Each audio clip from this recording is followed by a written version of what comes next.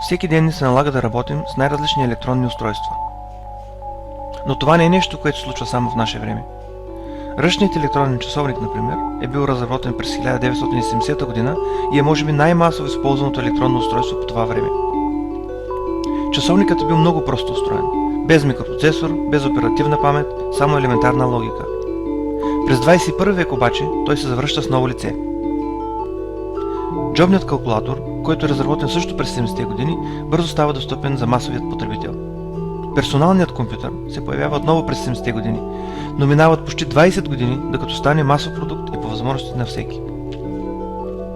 Мобилният телефон също е разработен през 70-те, но му отнема почти 30 години, за да стане достъпен за всеки. Днес той вече включва в себе си всичко, което ни трябва. Телефон, часовник, калкулатор, компютър и какво ли още не. Персоналният компютър и калкулаторът също преживяват своята метаморфоза. Появява се нещо ново – таблетът. Всички тези продукти имат едно общо – използват дигиталните технологии. В наше време, през 21 век, всичко се управлява от някакъв вид компютър. Домакинските електроуреди, домашната електроника, детските играчки, автомобилите. Но как се разработва всичко това? Започва се съвсем просто. 8-битов микропроцесор с 8 кБ памет, програмиране на C или C++, но може и по-сложно. Или много по-сложно.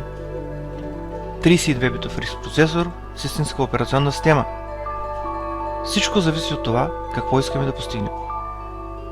Хардуерът е новият софтуер. Откъде да започнем нашият нов проект обаче? Заповядайте на Web Summit България.